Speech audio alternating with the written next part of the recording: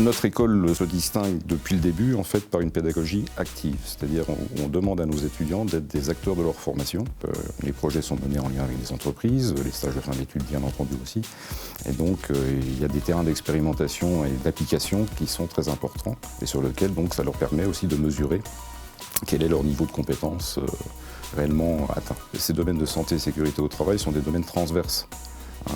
Et nos étudiants, contrairement à d'autres écoles, se placent en fait dans tous les milieux socio-économiques. Et en ce sens, il faut qu'ils aient effectivement ces formations transverses pour pouvoir s'adapter en fait au contexte, aux différents contextes dans lesquels ils vont tomber. Alors on fait partie depuis plus de 20 ans du réseau ARI, qui est animé, donc Analyse des risques industriels, qui est animé par l'INRS de Paris. Dans ce cadre-là, on a réfléchi avec de nombreux collègues autour de nouveaux outils d'analyse des risques à mettre en place. En termes de modules, de façon d'aborder les choses, on a vraiment mis l'humain au cœur de la formation.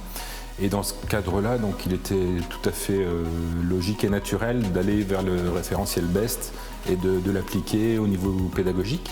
Donc c'est ce qu'on fait depuis plusieurs années, on l'a un petit peu retravaillé et amélioré. Pierre Lapremont, moi je suis responsable technique hygiène sécurité à l'ENSGSI. Nous, en fait, sur cette partie, le REN Fab Living Lab, ce qui va nous intéresser, c'est de pouvoir former les étudiants pour les responsabiliser derrière à l'utilisation de toutes les machines qu'on peut avoir.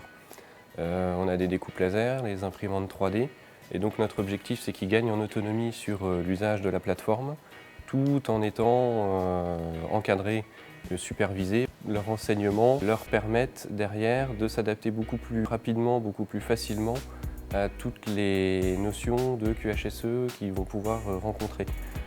C'est-à-dire que ces notions-là, ils ne vont pas les subir comme une contrainte, mais ils vont les intégrer, les adapter comme quelque chose de structurant dans leur projet.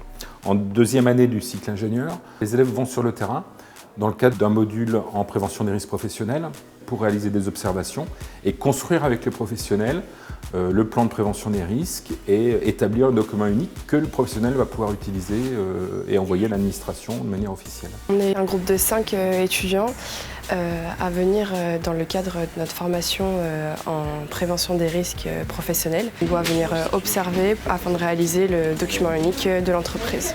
Ce qu'on fait, c'est qu'on répertorie tous les risques et on analyse chaque situation dangereuse et on quantifie la gravité et la fréquence.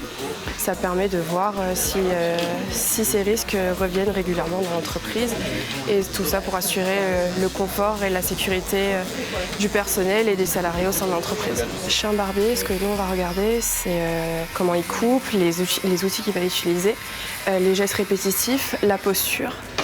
Les produits utilisés, s'ils sont dangereux pour la peau, donc c'est pas une simulation, c'est leur vrai document donc, qui aura une valeur juridique et administrative. On intervient vraiment comme des professionnels en fait.